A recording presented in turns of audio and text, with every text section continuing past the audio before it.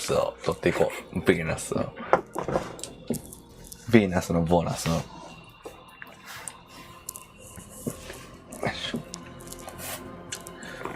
食べたな。どうも、まさくま放送部のくまがむです。どうも、まさくま放送部のまさです。やっぱ楽。ピンマイクの方が楽。あー、ピンマ。ピンマの方が楽。ピンマ。では、今回はね。ボーナスね。ポイントであれかい、もしかして買ってみるみたいな。あ、そういうこと嘘やろ。映像？ああ、そういうことです。あ、そういうことです。パックってなんやねん。でも、映像の方がよくない？これエレンクラブの。エレンクラブの映像あるんじゃない？安いね。あ、これ、あれだよ。なんだっけ。開発段階みたいな。ビヨンドのやつ。ああ、そういうことじゃないかな。違うかな。これ見てみる？見ようか。300円なら全然安いね。安い。2800円ある。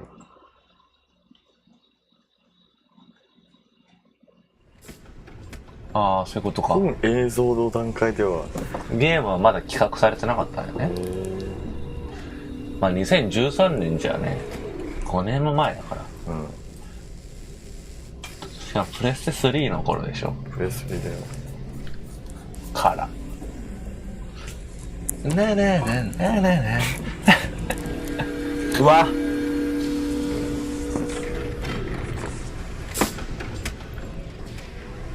ちょっと怖いわ。怖いね。でも、同じだもん。聞こえるかい？はい。 ID を KBC897-504C。 頭を動かして。声違う。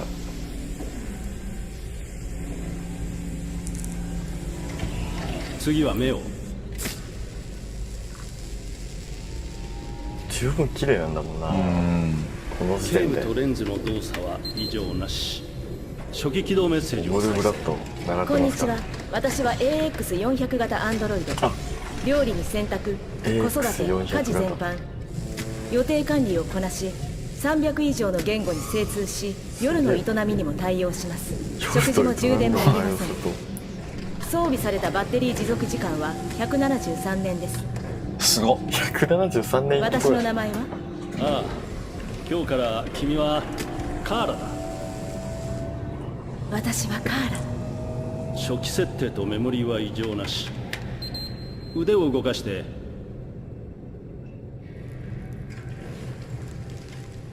お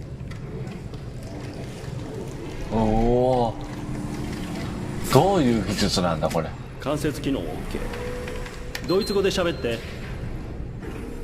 Ich bin ein AX400 Android dritter Generation, erschaffen als Ihr persönlicher Assistent und intimer Beziehungspartner. Je suis un Android de troisième génération AX400, conçu pour être votre assistante personnelle et votre partenaire intime. OK。 じゃあ日本語で歌ってみて。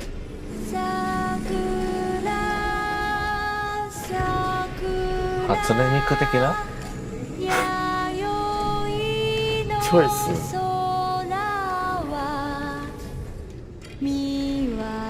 振り付き。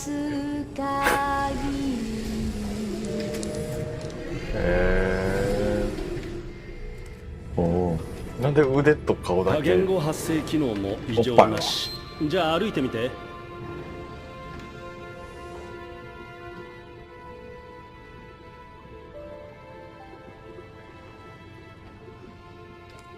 すごいな。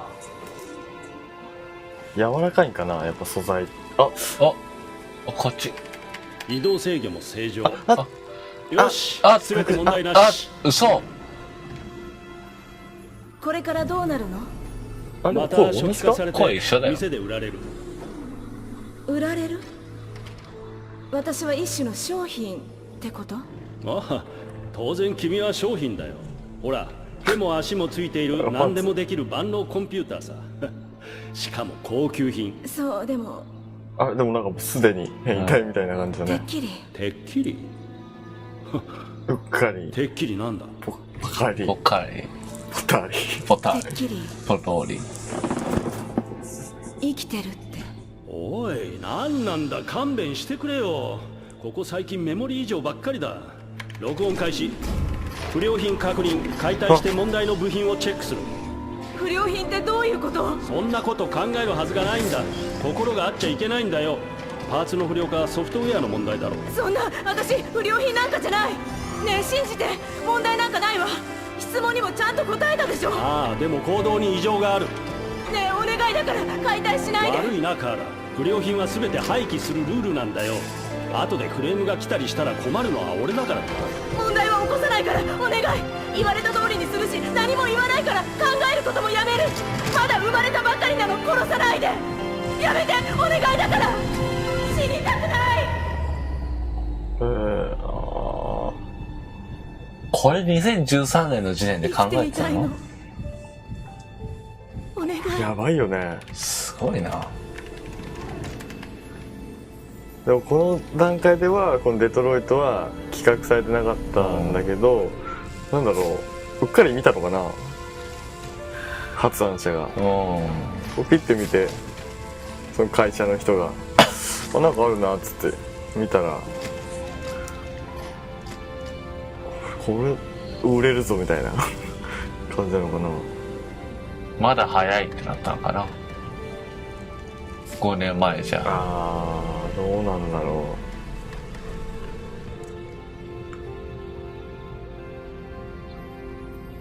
う。ほら早く行って。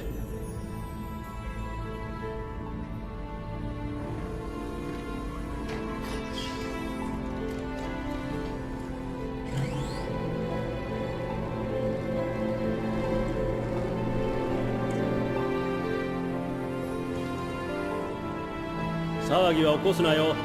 面倒はごめんだ。ありがとう。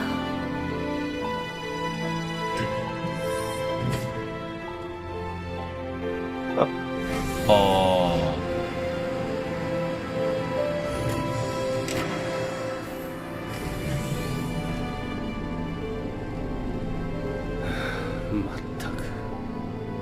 パッケージされた。これ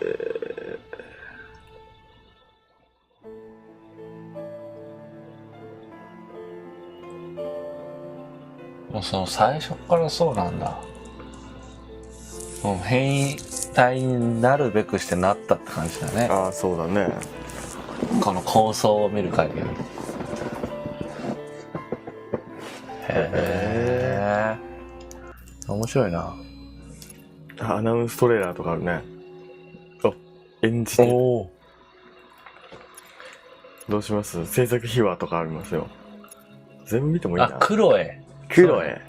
あ、ルーサー、ショートビデオルーサー、ズラとかあるよ。ハムスキーマン。あ、昔の話とかなのかなかな。全部見てもいいな。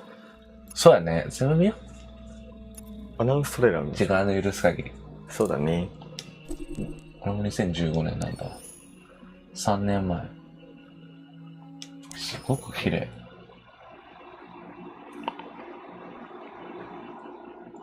Quantic Dream。カーラが主人公って感じなのかな。うん。ここから始まった鉄の街。すべての始まりであり、街並みはなんかなんだっけ、ヘビーレインみたいな。終わりでもある場所。一つのエラーとともに私は生まれた。私は闇を飛び出し目を開けた。まず恐怖を感じ、光、雑音、あ、これさっきのだね。また恐怖。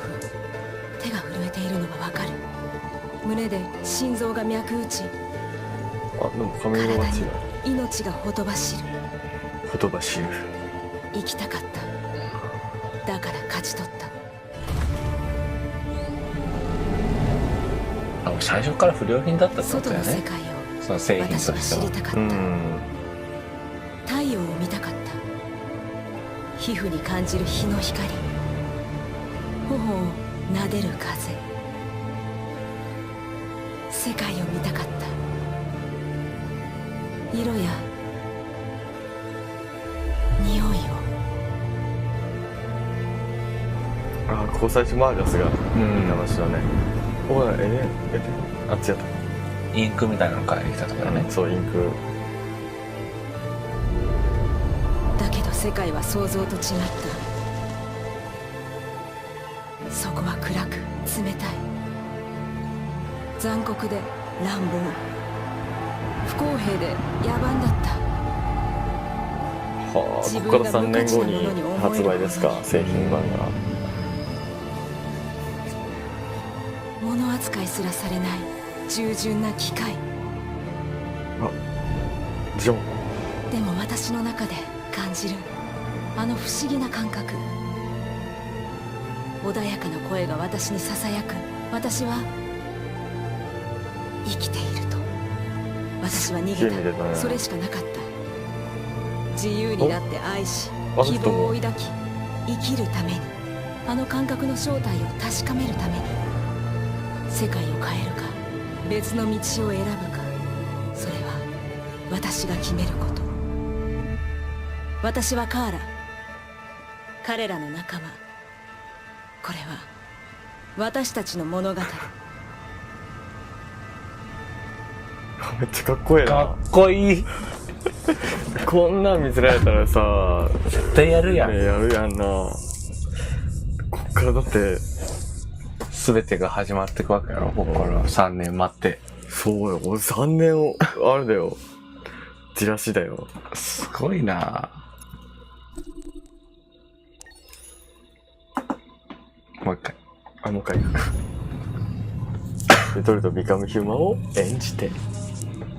When David and Guillaume got back in touch about making Detroit, I wasn't terribly surprised they decided to make it because the fan response was so intense. So it makes sense that they would choose to do that after the enthusiasm.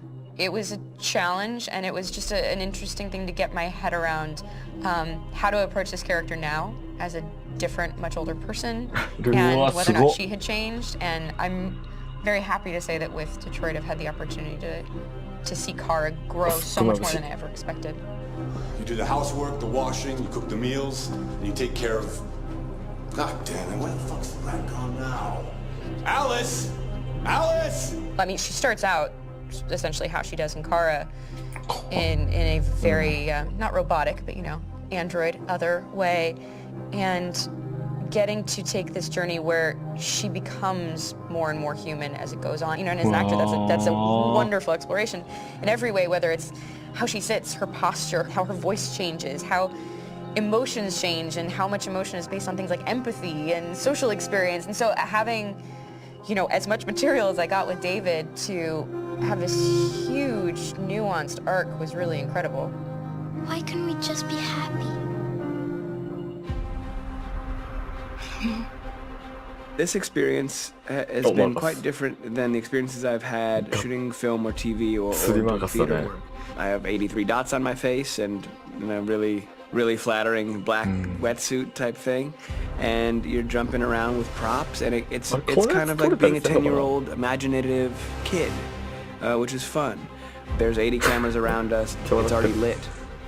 So we just shoot and shoot and shoot and shoot and shoot. There's no change of sets, there's no hair and makeup, there's no wardrobe, so we move really fast, and we'll go through about 35 pages in a day. Working in TV or film, we'll probably do 6 pages a day. It's kind of acting boot camp. It's like working out constantly. I mean, you're doing this thing, and then you got to do something that's completely back to back to back. So that kind of process of working is very challenging, but it's also very exciting because you just have to keep coming up with new ideas, and your head goes all over the place because you're trying to keep track of basically 4 different storylines for each different response. You shot that girl, for fuck's sake. It was a machine that looked like a girl. Yeah, I know what I should have done. I just told you I couldn't. All right, I'm sorry. The fact that David Cage is telling like many stories interwoven from beginning to end is super complicated and super impressive, and I have no idea how he keeps it all in his head. He's not just the writer or the director who's seeing this from the outside eye. He's also thinking about the player walking through this space. You know, only somebody who really, really loves not the work, but like these characters and these stories and cares about doing something meaningful would invest that much in it. And it's always inspiring to work with somebody who cares that much. My experience with motion capture is this one. And I found it sort of terrifying in a way, because they said the computer's going to build you. But then as we got into it, I realized all the elements of it. We're still artistic. I just dipped into a really brilliant setup here. I've never seen anything like it. And this won't turn me into a product because I was playing a character. So it's wonderful. In the game, Detroit comes back because of a revolutionary industrial rebirth. And there's no reason why that can't happen in Detroit, because they have such tremendous infrastructure for millions and millions of people who can very easily support, you know, a new industry.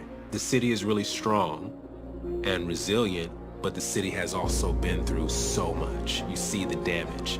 But it takes that time of kind of rebuilding and reinvesting into the city that I think is happening slowly but surely. The potential of Detroit as a city is something that this game does a lot of justice to, because it would be easy to look at Detroit as some place that used to be, and that's not the case. This game provokes a lot of conversation and reflection on our potential near future engagement with machines. That's what we are to them.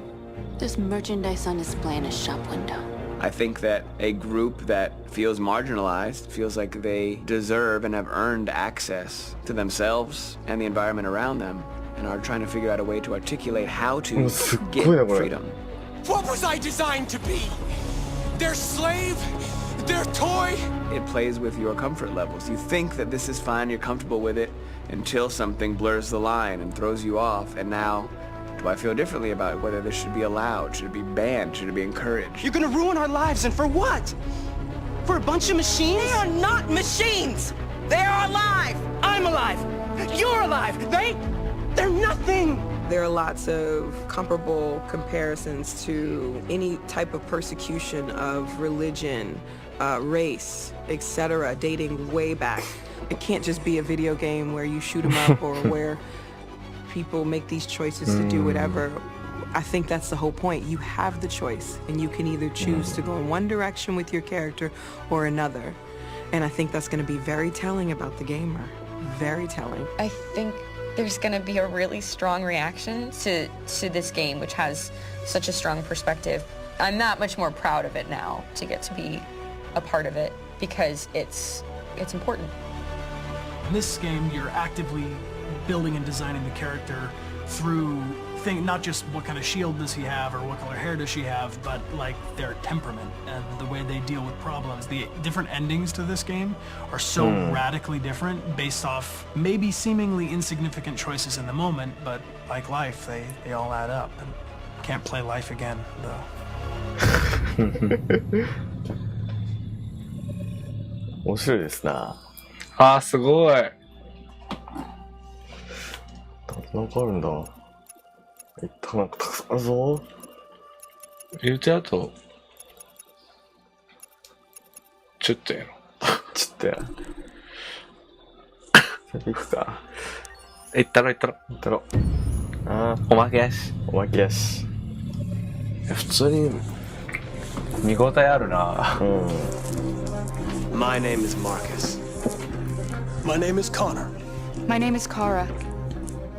I am one of them. This is our story.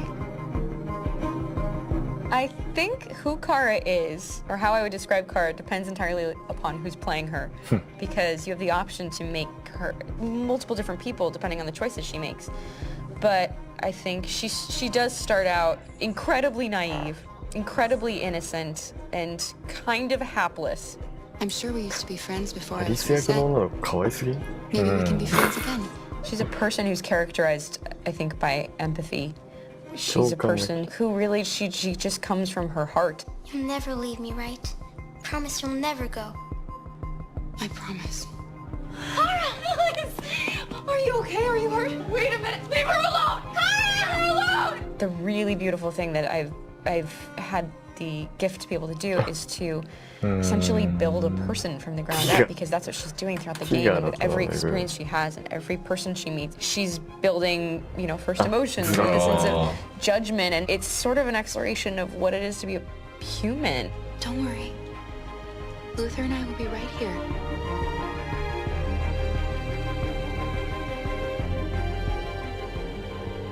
David and the creators have painted a really intriguing and engaging picture of a near future where we rely upon androids for a lot of our service class business, or the class that serves us, that helps us, that handles our baristas and our drivers and our housemaids. And what is humanity, where we tap into it, how and why we treat each other the way that we do.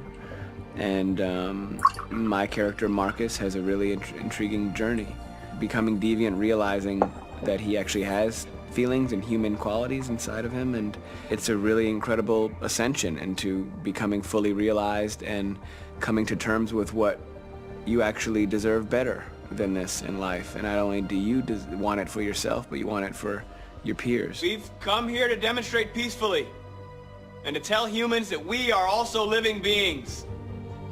All we want is to live free. You know what? This thing, Dad, is not your son.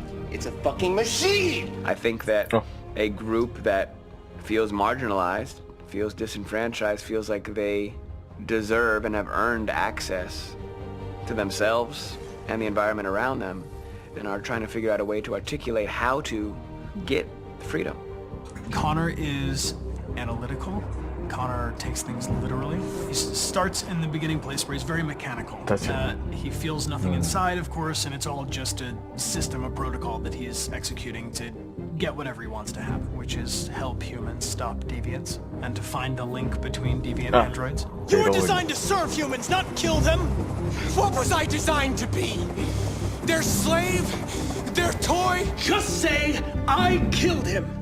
Is it that hard to say? Stop it! Stop! But of course, over the course of the story, and depending on the player's choices, Connor can grow in many different ways. He can deviate from that procedure or not. Moment of truth, Hank. Am I a living being? Or just a machine? 知らないシーンだ。知らないシーンが出てくるね。おいおいおいおい。はあ。おいおい。気になるじゃない。面白すぎる。Game after game, we try to challenge ourselves. For Detroit, we wanted to, first of all, to write a story that would be incredibly bending, which means the most non-linear story that we've ever created. And we wanted really the player to have the possibility to change the story, change his own journey. When you're writing at Quantic, you're writing for an interactive medium. You know, when you're working in television, you'll put a character in a difficult situation, and you as a writing team will argue about what would that character do. But ultimately you have to decide what happens, and you just show the audience. What's interesting about interactive drama is you bring the player into that conversation, and it changes your job slightly as a writer, because your job is to provide a narrative context in which the player can write his own story. You're giving him this kind of narrative Lego that's going to snap together into his own shape. You also have the ability to make your audience attach themselves to your characters, because the audience is in some sense responsible for what happens to the characters. It's just a few cans. Come on, let's go. We have some cash now. You used me to steal that money. How could you do that? I trusted you. What is a bit specific about this scripts is how large they are. If you take a film script, there are about 100 pages. But here we have to deal with a script that is between 4 and 5,000 pages. Everything becomes bigger because we don't just tell one story, but we tell all the possible stories that can be told within this narrative space. On Act 3, our final act, we have around 1,000 different scenarios. And every one of those scenarios has to be as interesting, as passionate, as strong, and as emotional for the player.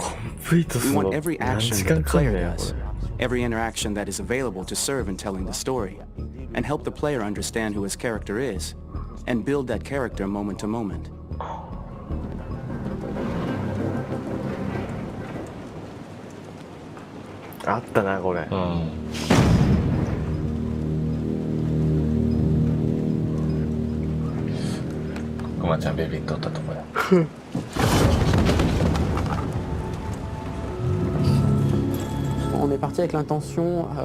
We started with the intention pretty early on that we would never lie to the player.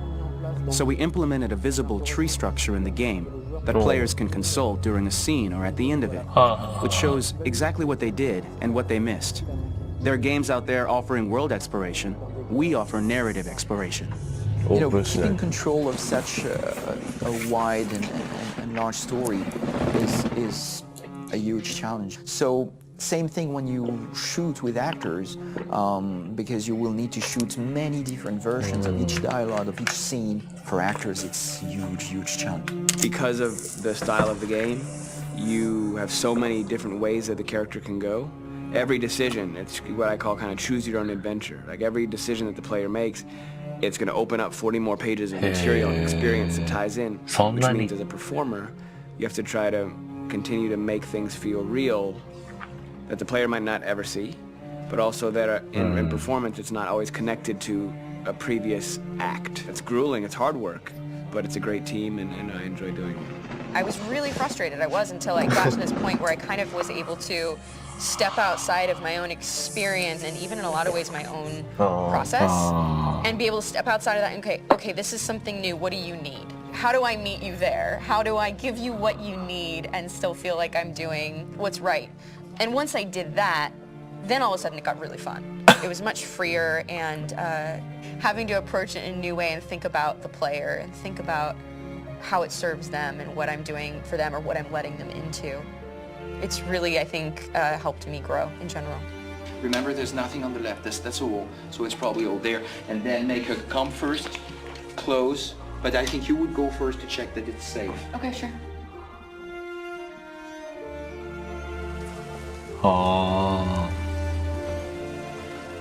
The most enjoyable thing about working in performance capture on this kind of project is that if I shot a film, I would get to do one of these endings. I get to do so many different things as Connor. Your head goes all over the place because you're trying to keep track of basically 4 different storylines for each different response. What's the name of my dog? Buddy? Scout. I think it's Jack. I can't remember. So I worked with physicality a lot because it was a good way to anchor myself in these different rings of the tree as the story grows out. I know where that is physically in my body, and then I can switch more continually on set, and it'll be entirely up to the player to determine what order those things come out and what they look like from a distance. Like if you're playing through it, the culmination of all of that will be their version of Connor. I'm faster than you, and I don't feel pain. You don't stand a chance against me. Listen, asshole. If it was up to me, I'd throw the lot of you in a dumpster and light a match to it. Shooting action scenes at Quantic Dream is a real challenge because these are scenes where the storytelling has to continue. It's not an action scene just to have a dose of adrenaline. The stunts have huge consequences on the rest of the story. It's really a moment where we implicate the player and tell him that the choices he makes during an action scene will have a direct impact on the evolution of his story. My biggest challenge on Detroit has been managing the large number of animations that we received from motion capture. Detroit features more than 37,000 animations, which is a huge amount to handle on a daily basis. You have to realize that the player, in his first playthrough, will miss certain scenes. This also means that we had to think of, conceive, and produce all the potential story paths. The character's costumes, the places, day or night, the weather. Did the character get shot in the shoulder? Did he get injured? All this consistency forced us to produce a lot of graphic assets in order to, quite simply, allow the player to have true continuity throughout the story. Honestly, we were even surprised by the challenges that come with such a big tree structure, and we did our best to guarantee quality across all the games and make sure that whatever path you choose within this narrative space, you will have an equally good experience. こんなにたくさんね。この制作表はこんな何ホースで。じゃあ黒い見とこうか。黒い見ときましょうか。これで一旦終わっとこうか。はい。30分過ぎるし。そうだね。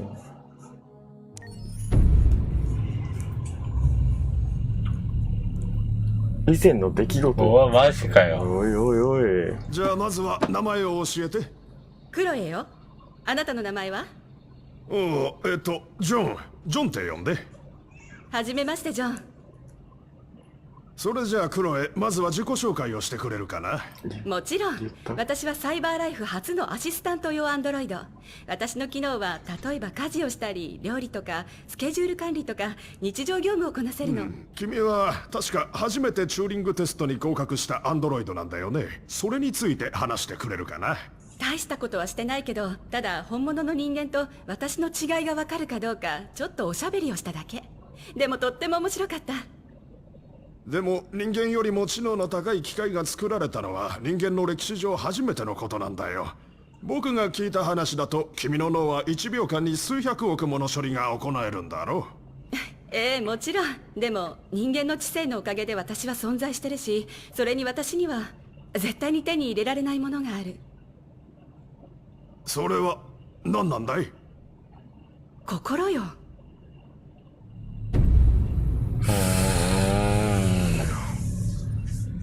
ゲームエンジンで作成したリアルタイム映像です。あ、今のリアルタイム映像だったの？どういうことリアルタイム映像って？動いてるやつをそのまんまパパッと映像にするみたいな技術やろ。つけてってってやつね。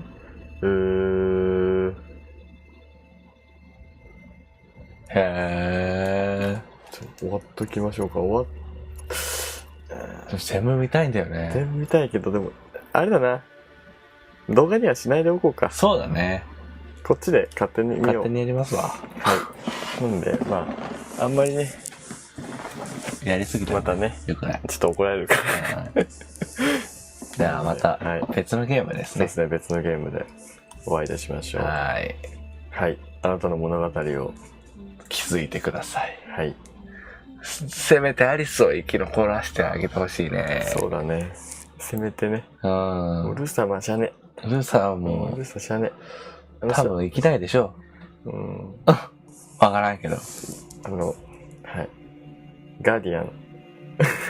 ボディガードだ。そうだね。守ってなんぼなんだね。でもあったら今回僕たちの物語では、普通に撃たれる人だから。結構な数撃たれとるってね。で、話もね、無視されてね、河原に。アリスのことで話が。いいっすみたいな。後にしてっつって。いや、バス乗ってからにして。そんなところもあったけど。そんなところあったね。ルーサー一番かわいそうかも。かわいそうだったね。一番なんかないがしろにされとった気がする。はい。みたいな。はい。おう。ではまた別の作品で。そうですね。お会いいたしましょう。はい。さよなら。バイバイ。お疲れちゃんでーす。お疲れ様。そう、1時半だ。寝よう。